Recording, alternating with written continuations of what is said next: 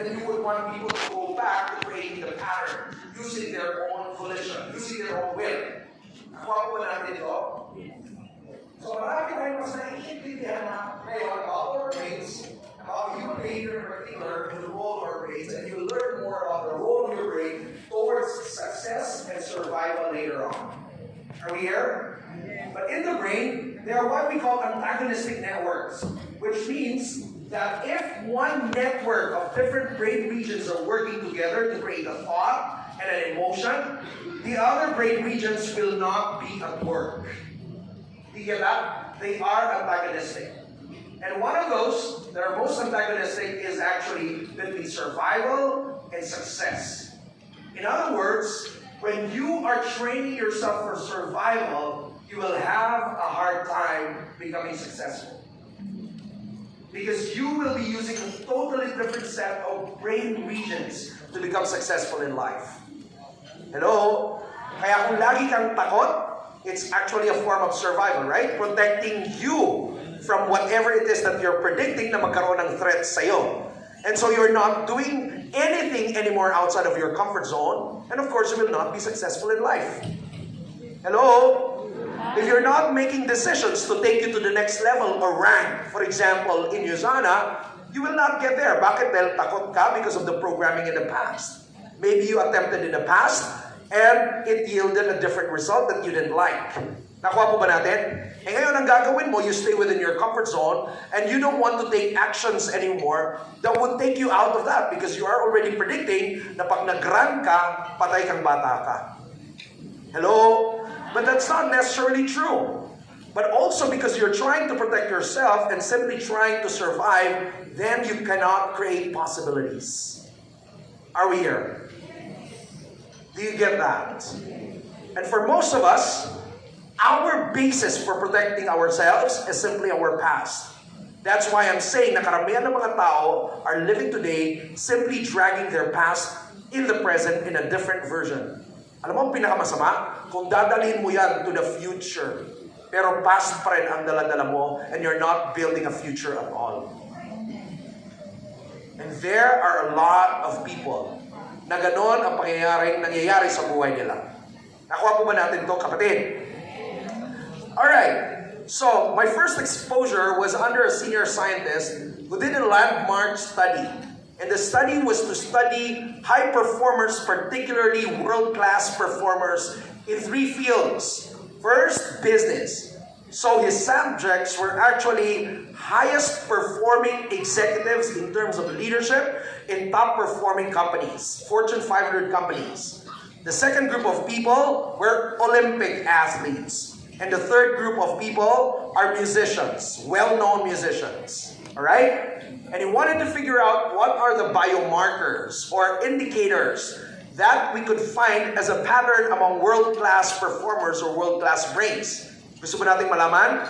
At ito yung na-find out niya after several years of study. Alright? Number 1 is what we call brain coherence. Or basically just coherent. In other words, when you are having a task, the rest of the brain are coherently working together. Do you get that? Tapos hindi lang coherence particularly sa entire brain, but specifically on higher parts of your brain, which is responsible for decision making. Right? So very coherent sila.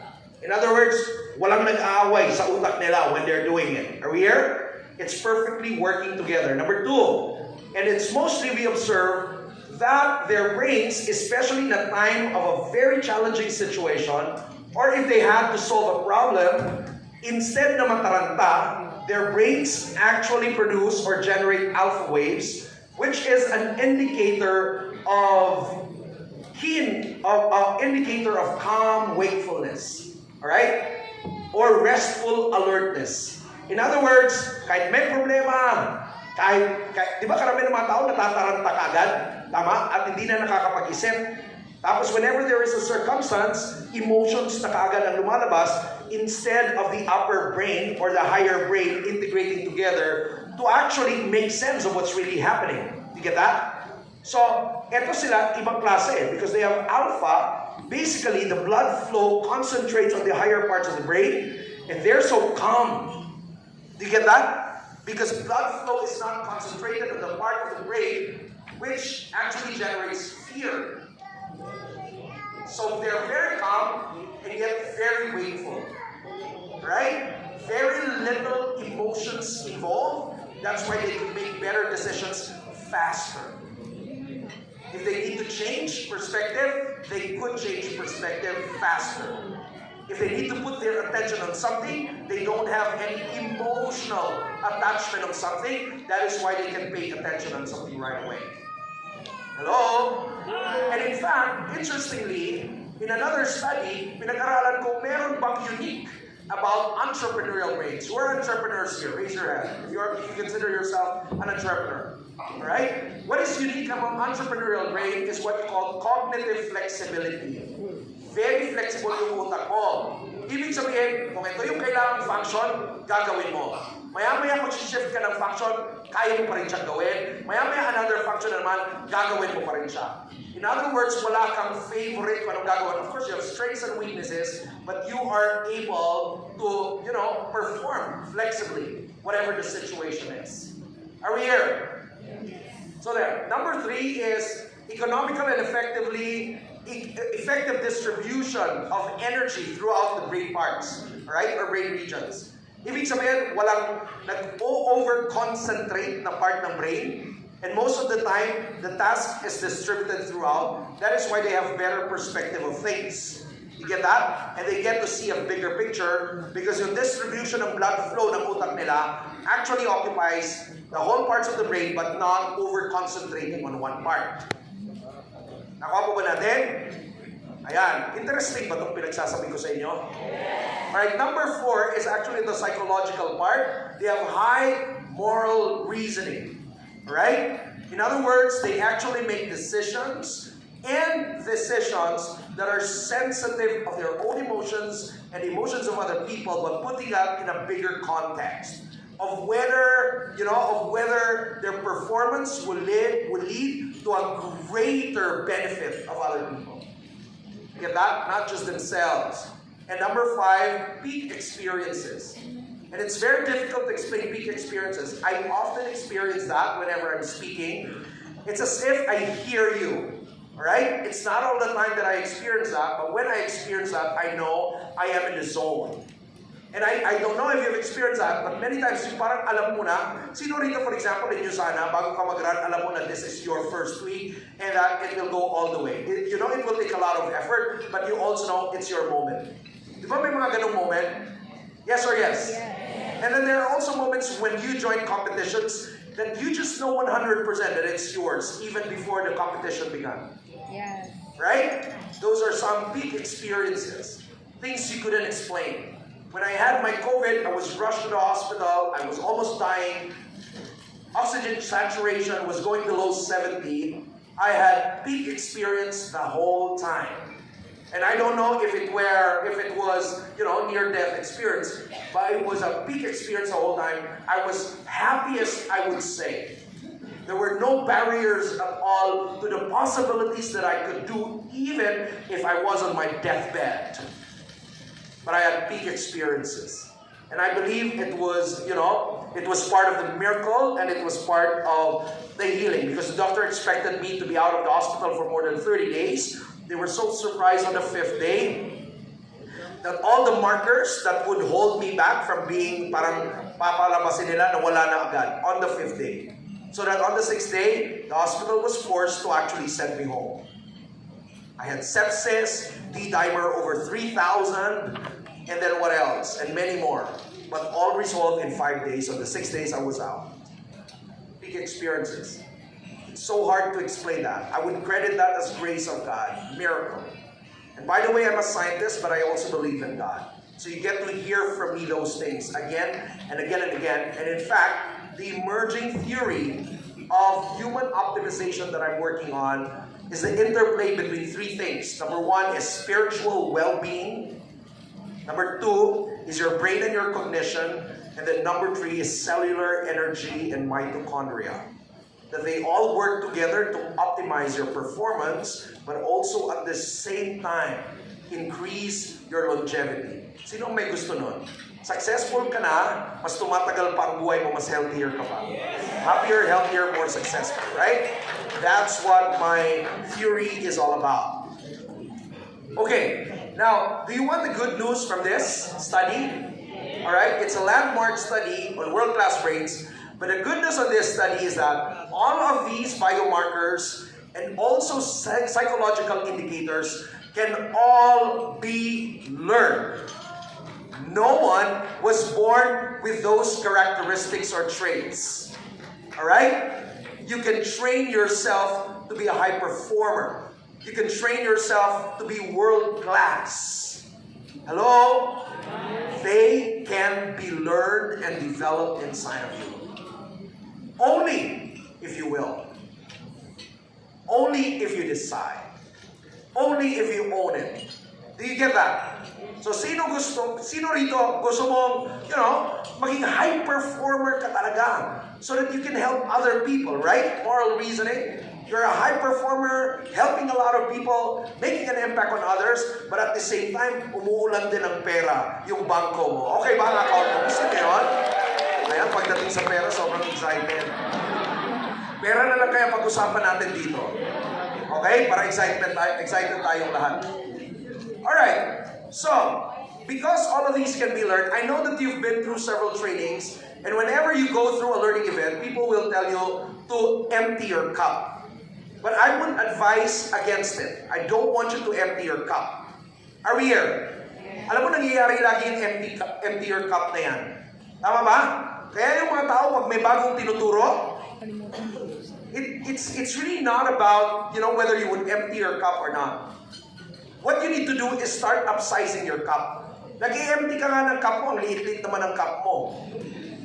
Nakuha po ba natin? Right? So, ang nangyayari, pag may bagong tinuturo sa'yo, dahil hindi na magkasya, ini-empty mo yung luma at sasabihin mo, ay, obsolete na yon, hindi na yon, wala na yon. And tapos, ang tatanggapin mo lang, ito lang yung pinaka-relevant. Because you're taught to empty your cup. Come on, it doesn't make sense. I mean, with the mechanisms of the brain, it's impossible to empty our cup.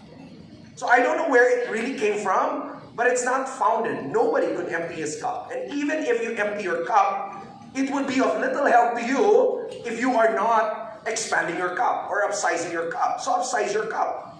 Right?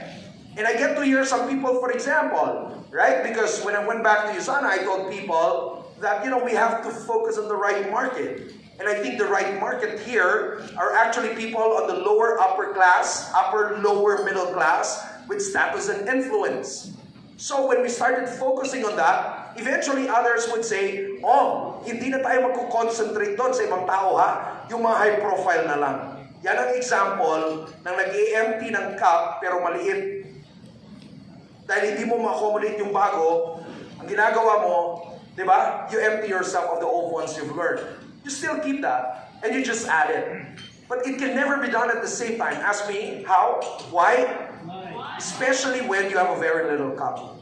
You're forced to empty it again and again and again. But that's not how you learn. That's not how you grow. You get that? So please don't empty your cup. Empty the ones you don't need anymore. You get that? You have your own experiences. You have your uniqueness.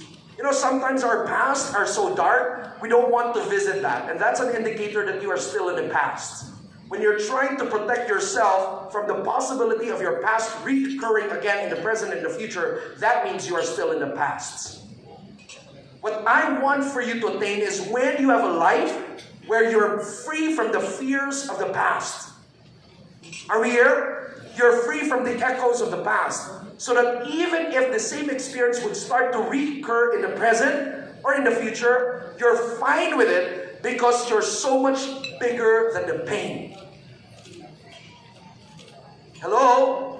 And when you go back and you experience, you start to appreciate and say, buti na lang nangyari ito because it brought me here. It brought me here. Do you get that? Are we here? So there has to be a harmony of your past as well as your future for you to live a free life. You get this? So are you ready to upsize your cup? Yes. Are you guys ready to upsize your cup? Yes. Kulang pa. Are you guys ready to upsize your cup? Yes. Pakisabi nga sa katabi mo kung ready na ba siya to upsize his cup.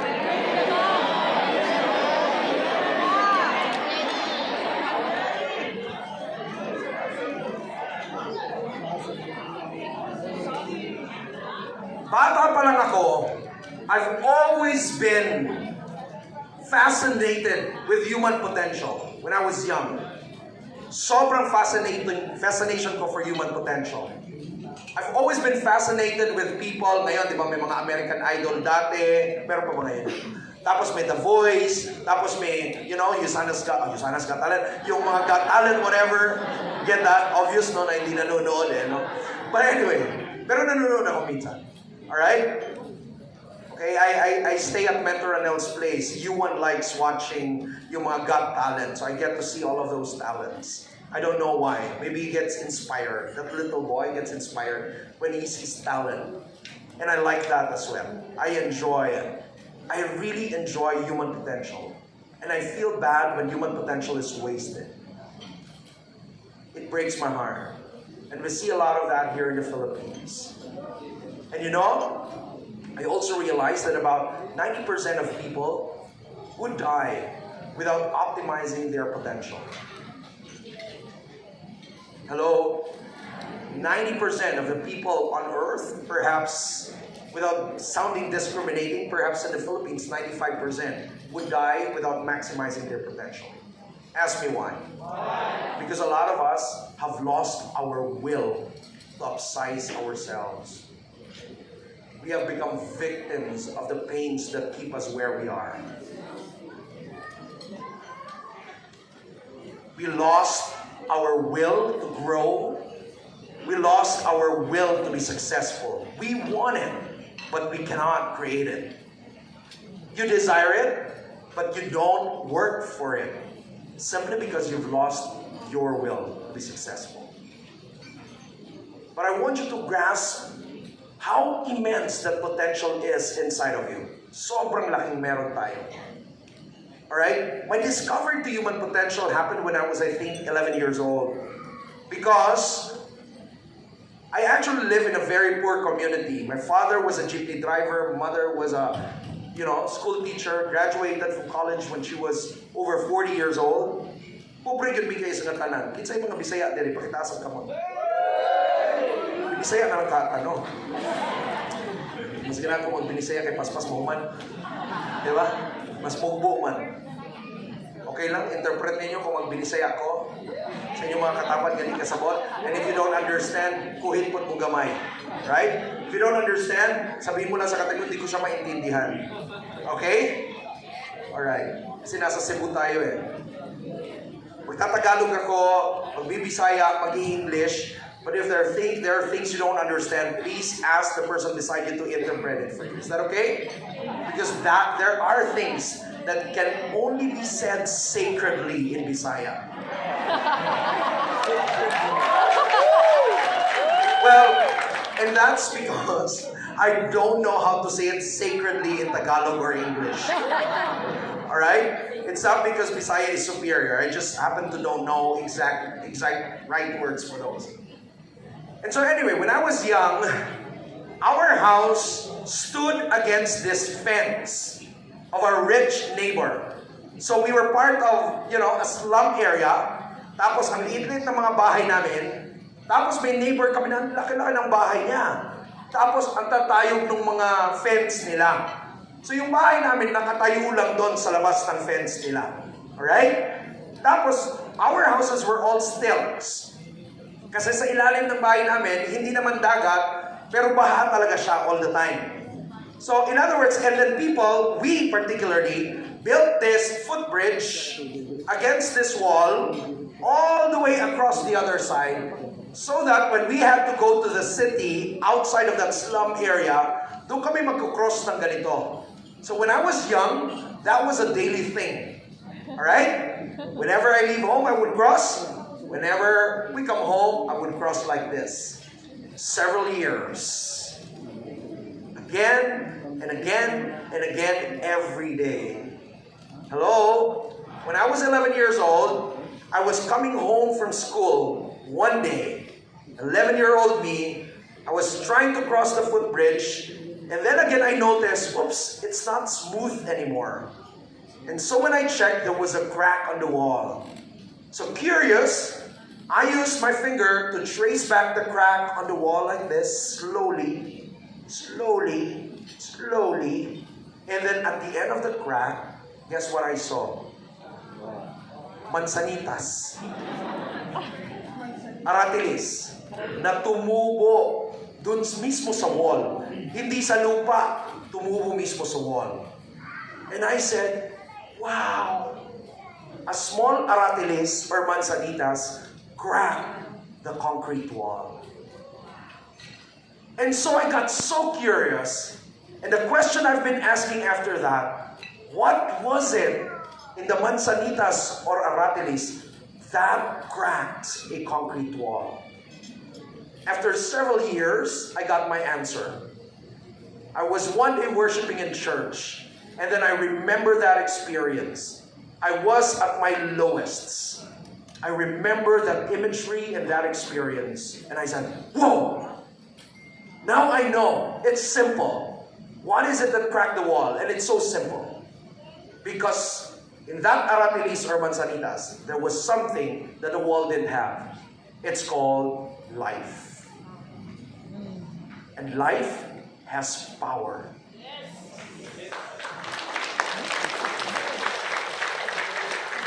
In other words, for as long as you live, you have potential power residing inside of you that can crack any wall.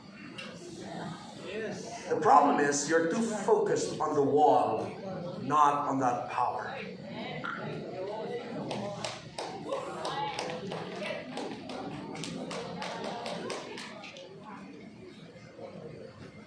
And you're not focused on the crack you are making on your own walls.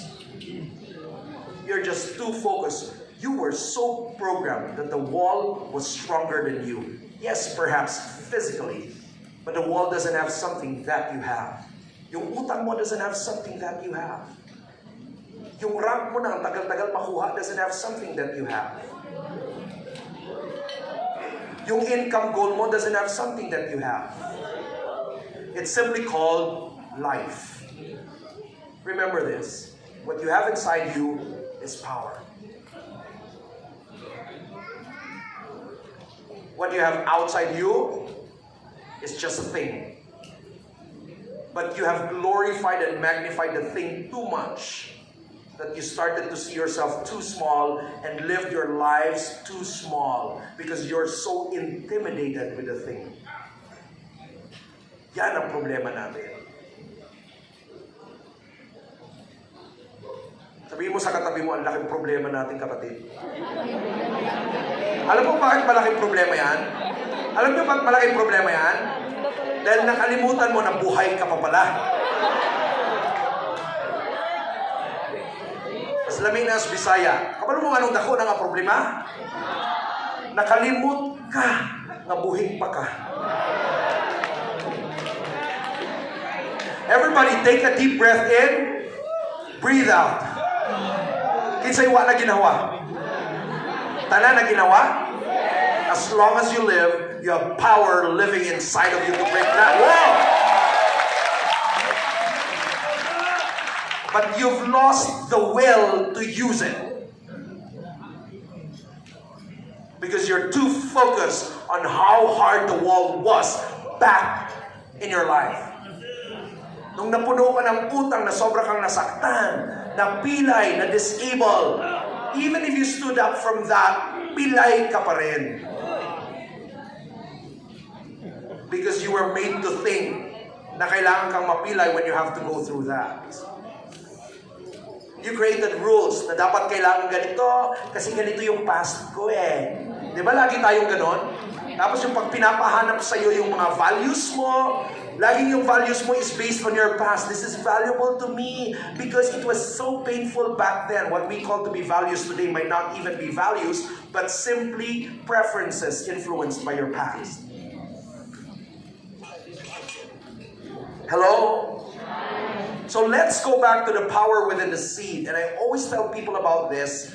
And this is what brought me to what I do as a neuroscientist and people really wanting to find their potential, unleash their potential. Now, for those who heard me for the first time, just imagine that I have a seed in my hand, a mango seed right now. Nakikita po ba natin? Yes. Nakikita ba natin? Sino nakakita ng mango seed na nasa kamay ko? Yes. Alright. Sabihin nyo na, yes, para diretso na tayo. Wala nang oras. Nakita nyo ba yung seed? Yes. Yung nasa likod, nakita nyo yung seed? Yes. Ayan. Yes. Now, supposing I plant this seed in the ground, after 4 or 5 years, it will grow into a tree. What type of tree? A mango tree. Right? And supposing that mango tree would bear a lot of fruits. And then we harvested all the fruits, ate the flesh, and then gathered all the seeds in one basket. And then we all decided na magtulungan tayo to plant it in an open field. After a few years, we will have a mango orchard. Right? Tama ba? And supposing all of us here, I don't know ilan tayo rito, we all went to that orchard, gathered all the fruits, tapos nag-mango feast tayo. Kinain natin lahat, tapos inipon natin lahat yung mga seeds ulit. And then nakahanap tayo ng mas malaking lugar. Alright? And then we planted all the seeds for several days. After several years, we had a mango forest. Right? An expanse covered by mangoes. But the truth is, the entire mango forest only came from that orchard. And the entire orchard only came from that single tree that grew out of that little seed. In other words, the entire forest was already in the seed before it came to be. Friends, put your hands on top of your heart and listen to me. You are that seed. Think about that truth. Close your eyes. You are. Say, I am that seed. Think about that now. Let it sink in. You might have forgotten the power and the potential inside of you, but there's a forest living inside of you. And that forest knocks on your heart in a form of a desire, a hope, a dream, a pain for others, the wanting to impact the lives of other people, the wanting to change the world, the wanting to uplift your own life and the lives of other people. It's all because you have a forest inside of you. You are that seed. And perhaps you have forgotten that you are that seed and there is a forest living inside of you. Because you're focused somewhere else. You're focused on your pain, relationships that didn't work. You're focused on your lack. You're focused on your poverty. You're focused on your weaknesses.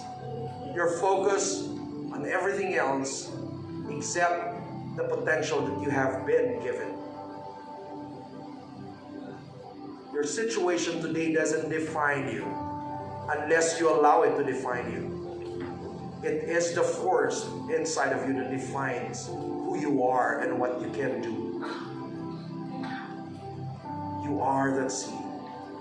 Say, I am that seed. I have a force living inside of me. Think about that right now. And that force could be unique. For some, it's a form of a rank. For some, it's a form of a status. For others, it's a form of impact you make on other people. For others, it's simply seen in one form, perhaps, wanting to really make your life better. But you have a force living inside of you. And you're not wasting that force today. You're not going to die a single seed. You will be courageous. You will live by your nature. And when you are planted, you will grow into a tree. Imagine yourself now, a leader, growing into a tree.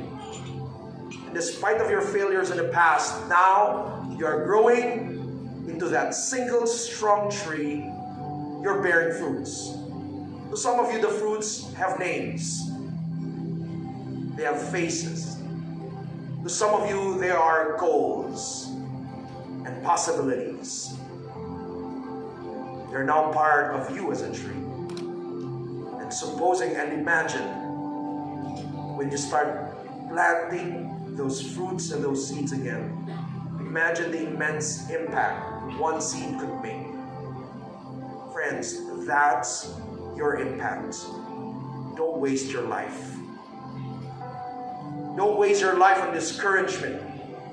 Don't waste your life on your past failures. Don't waste your life on your debts.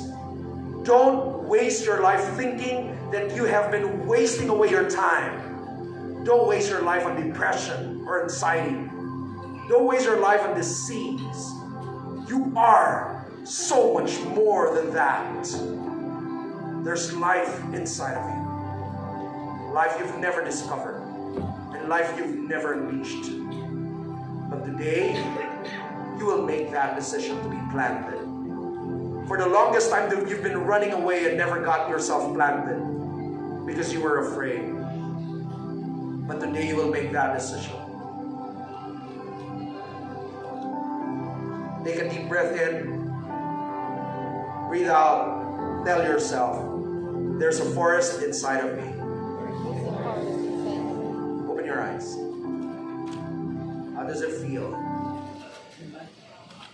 You have a future, wonderful future waiting for all of us. Tama ba? There is a forest inside of us, friends. Do you get that? And today, until tomorrow, you will learn to unleash that forest starting today. Sino gusto matutunan yan? Gusto ba nating malaman yan kung paano? Okay. I promise you this is going to be one of the best power punch, if not the best power punch ever. Really. But right now you recognize that you are that seed with the potential of a forest inside of you. Yes or yes? Yes or yes? Yes. But imagine this right now. Alright? Do you know that you will remain a seed unless you're planted? Yes. But the planting will take a lot of pain. Do not imagine for a day a life without pain, because a life without pain does not exist. The absence of life is the absence of pain would also be the absence of life. There's only one place on earth for a life without pain, and that is when you are lifeless in the cemetery. Hello? That's why a lot of us, perhaps, mamamatay na lang because we never made that decision to be planted. Dahil takot na kayo. Tama? But the Bible says that unless a kernel of wheat falls into the ground and dies, it will abide alone.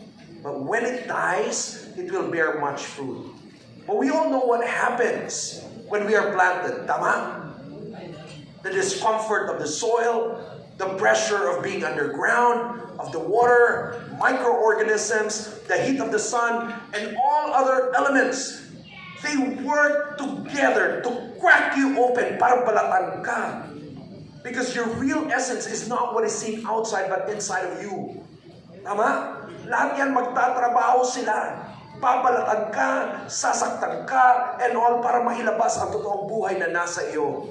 That embryo inside will start to grow. That is only when you see a sign of life in the seed. But unless it is planted, it remains a seed. For a lot of us, we remain a seed because we're so afraid to get planted. Or when we're planted, we stop growing and we stop living because we run away from all the pressures. Para sana, it was all designed to bring out the real life inside of you. Pero tumatakbo tayo. Hello? Alam mo, lahat tayo, we have capability for change. Do you know that? We all have this capability for change. We are designed for change. We are designed to be adaptive. Our brains are neuroplastic. You will hear more about neuroplasticity in the coming sessions. Our brains are neuroplastic. That means it can adapt in any situation. Are we here? And now they discovered that it's not just our brains that are adaptive, but also the expression of our genes are very adaptive. It depends on our environment as well as the reality that we are believing. It will really influence how genes are being expressed. And it's now proven, right? Can you imagine that? In other words, kasama na even in our biology to be adaptive. But you know the problem is we don't understand how change happens. Would you like to understand how change happens? Change does not happen unless you experience extreme stress.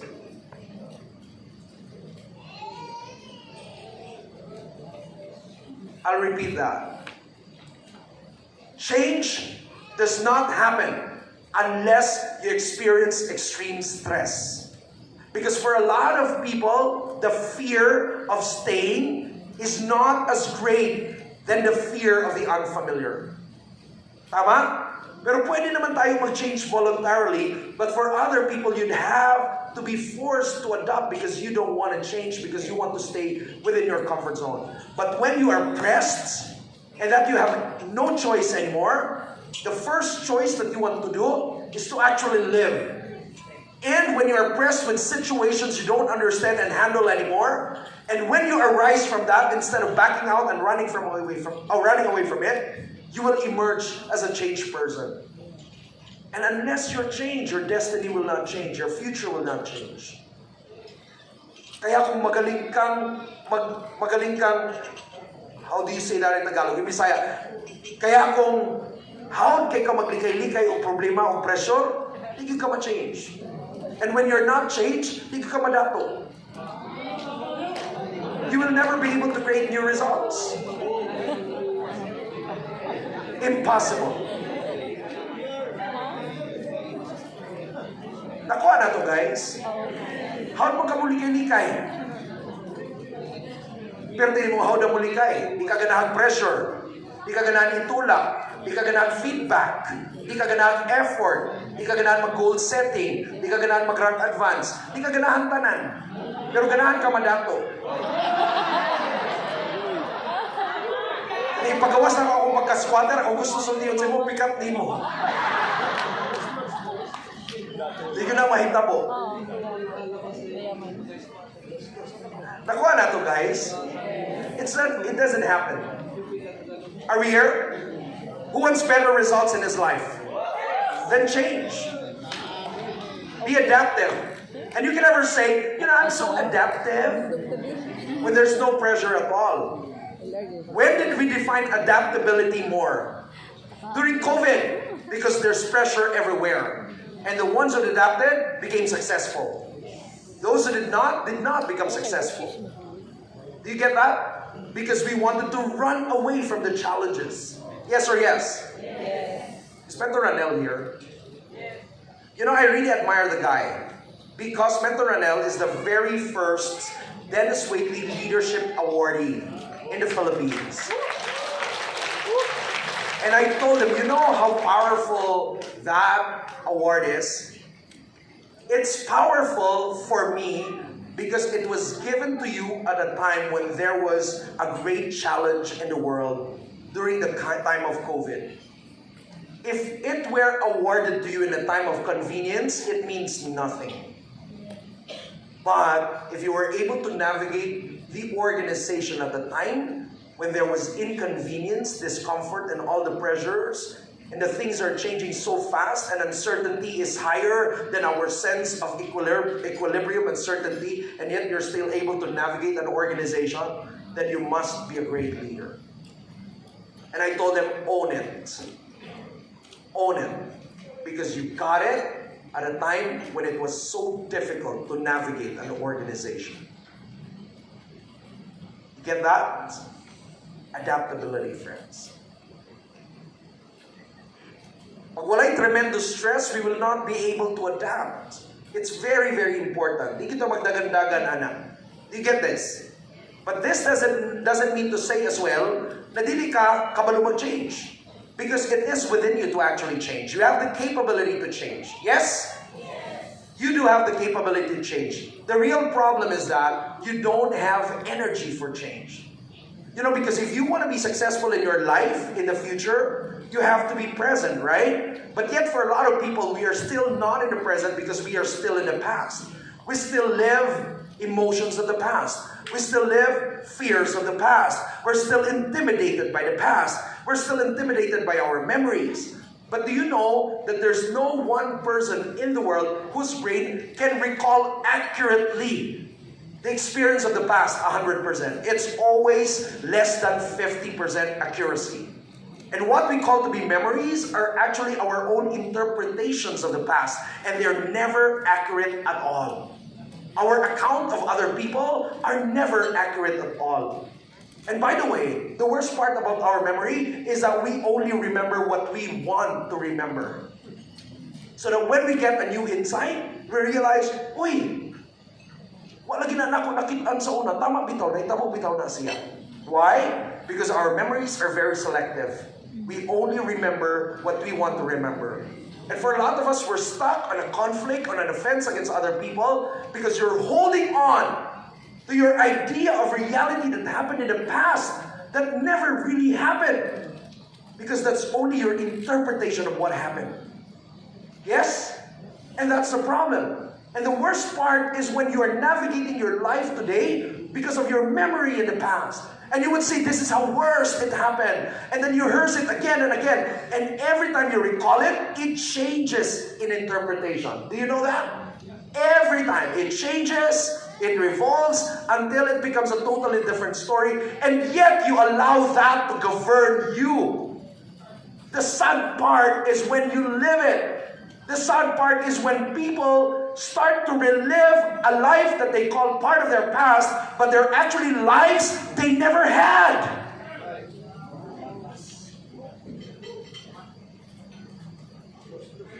And most of you are carrying stories you never had. You have come to embrace a lie that stops you from unleashing your potential. We never lose our identity. Do you know that? We always have our master identity in Him. We never lose that. But yet, we lose our sight of it. Ask me how. When we start to create a new one. We've never lost a real identity. But we haven't seen it anymore because we have created a new one. An identity based on defeat. An identity based on fear.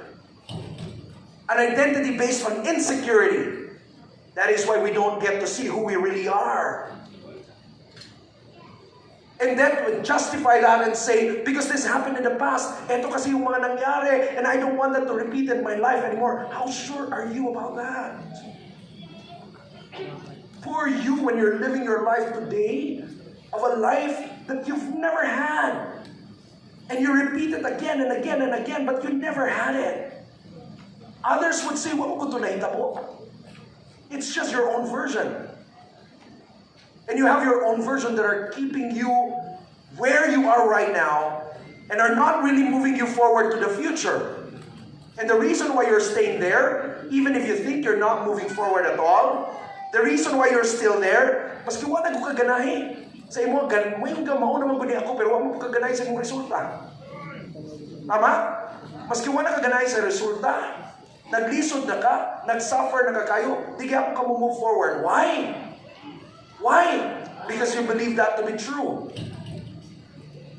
When it's all lies and stories.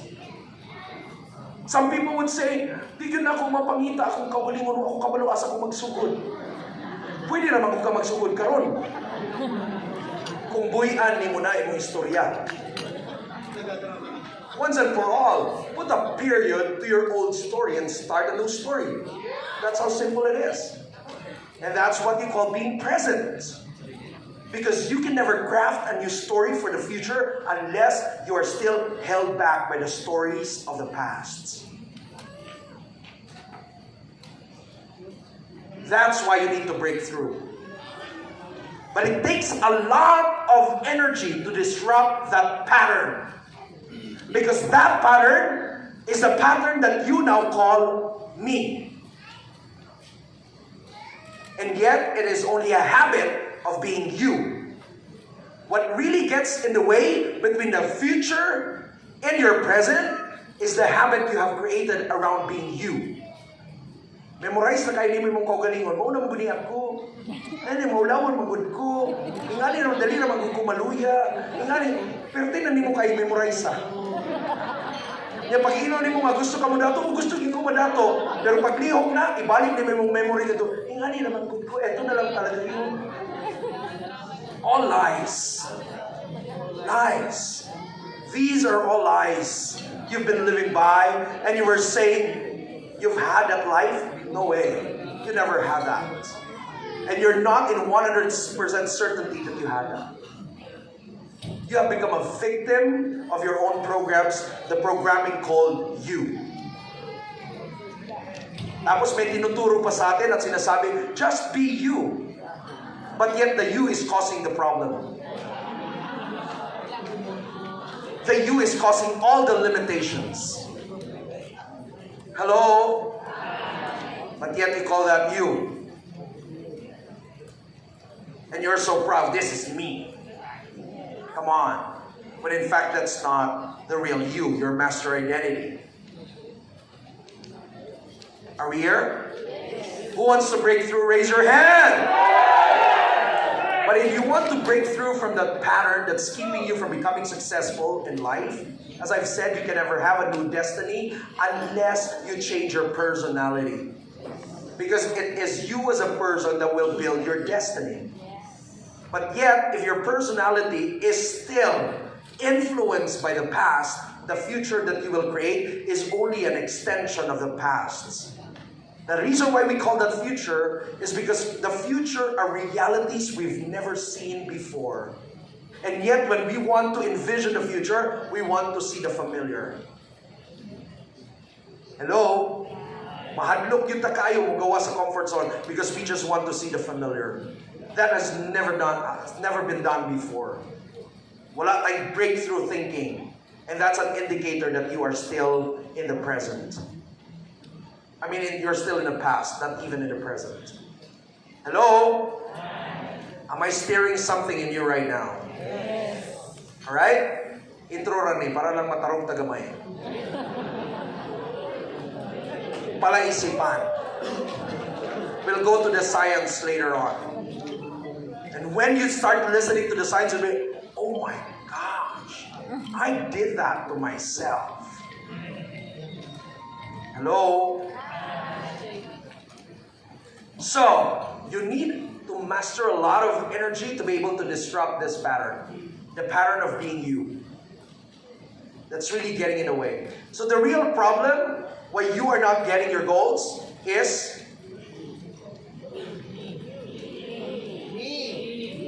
ito talaga eh.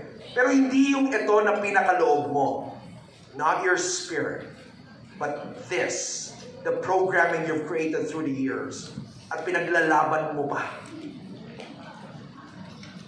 The one that's causing the suffering, the programming. Hello? Are we here? Are we getting that, guys? So, are you ready to charge up yourself to create that energy? And then later on, we can start navigating to disrupt that. Are you ready to do that right now? Yes. All right. There are 4 things that I'd like you to think about. Number 1, write it down. Intention. Intention. I want you to think about a future that is not influenced by your past. Let's see. Create a future that's not influenced by your past. For us, our future is like this. Babayaran akong utang. That's not future. That's simply resolving the past. Yes, you need to resolve the past, but future will excite you more when it's beyond that. Are we here? So see, naglisod mo. An indicator that your brains are so, hardwired to just simply bring into the future an extension of your past. Intention. What's your intention? Come on, dream of wildest dreams right now. Write it down. Dreams na pag inisip mo na matatakot ka dahil feeling mo hindi siya mangyayari, maganda yan. Dahil ibig sabihin, hindi ka pa familiar dyan at hindi mo pa siya nakita. Do you get that? So if it's a reality you've never seen before, it's called future. Are we getting it? Right? In the Bible, there are a lot of stories like that. People were enslaved and all, and then God would give them a future that's way, way beyond their circumstances and the things they've been desiring for. Intention. Number 2, whatever the intention is, whatever it is that you see about your future, you need to feel it. The most difficult part, actually, of really what you call later on, sasabihin ko anong ibig sabihin ng priming. What you call to be priming, and the most difficult part of priming is actually bringing the emotions of the future, your vision of the future, to the present, and making that your permanent emotion today. Get that? Baliw eh, no? That's the most difficult part. So those are some of the requirements. Emotion. The emotion of the vision of the future. Number 3, the action that's necessary. A lot of us think this way. Pag hinahinay lang sa ko, para sa kung pag hinahinay mo, abot ko pagka-diamond director. Kung maghinay-hinay ka, ang imong dina-practice, dili pagka-diamond director. Ang imong dina-practice, pang-director lang. Do you get that? If you want to build up the energy of the future, if you want to be diamond director, today, you start doing what a diamond director does. You start exerting the efforts and the responsibilities that a diamond director does. You practice it. It's called priming. When you live the future now in terms of intention, emotions, and action. Do you get that?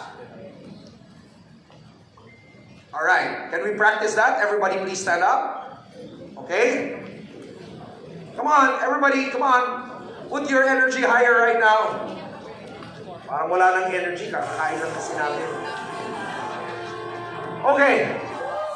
Sabi nila 3 bagay daw ang nakakawala ng energy based on what they measure na mabilis matanggal yung energy mo. Okay? Number 1 is when you are stressed.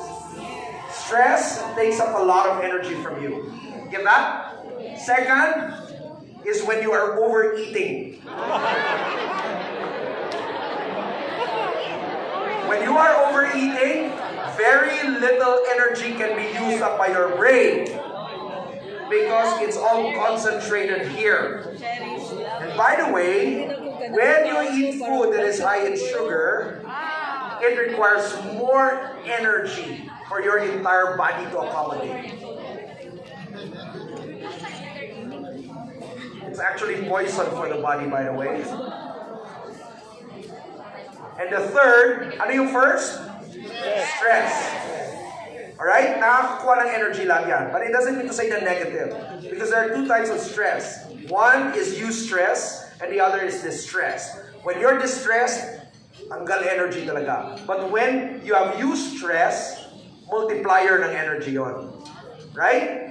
If you have to do something and yet it aligns with your purpose, it aligns with the thing that you're passionate about, di ba kahit napapagod ka, may energy ka pa rin. Tama ba? Mentor Ranel understood that. So that when we are so tired, that's when we look for people to talk to. Because after talking to them, suddenly our energies would really go high. Look for people to impact because that's part of our design. Alright? Stress. Number 2 is overeating. Sabihin mo sa katabi mo, huwag kang kumain ng marami. Hoy! Hoy! Maingat pa ba ko?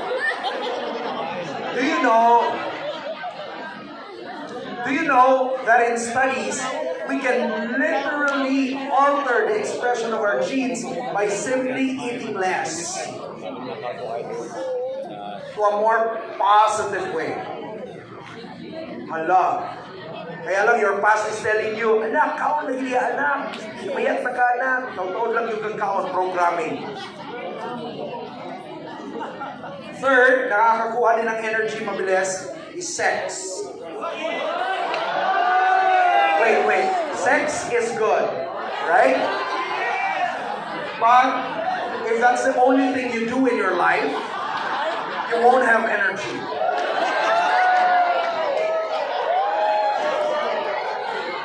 So do not try to be defined by how much of that activity you do. You get that? I know for some people it's fun, but when you overdo it, it's not going to be fun anymore. You have to have a lot of energy to optimize your potential. You have to have a lot of energy to close sales. You have to have a lot of energy to change your life. You need to have a lot of energy to disrupt your old patterns. You need energy to be in the present so that you can start detecting your pattern of emotion and your thinking that is pulling you away from your future. You need to have a lot of those energy. Are we here? But we can also leverage intention, meaning your vision of the future. Can we practice that right now? I want you to approach at least 3 people and tell them your vision of the future. The future you really want to build, a future you really want to accomplish, right? That is non-negotiable to you. Even if it challenges you to even just take one step forward towards that future. Find 3 people and share those wild dreams about your future. Go, go, go.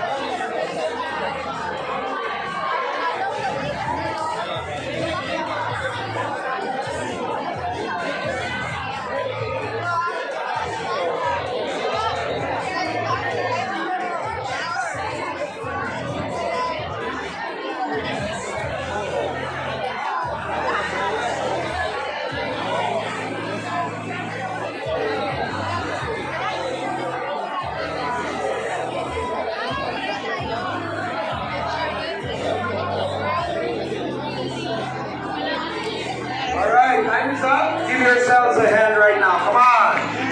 Okay, let's take our energy to the next level. Are you ready to take it to the next level? Alright, this time around, I still want you to talk about those wildest dreams you talked about.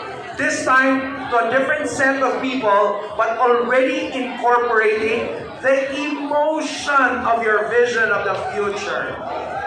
Feel it when you say it and when you share it, as if today you are already experiencing the victory.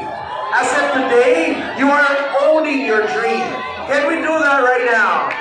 Take your energy to the next level. At the count of 3, move around, share it to people, tell them about it, but this time with the emotions of the vision of the future. 1, 2, 3, go!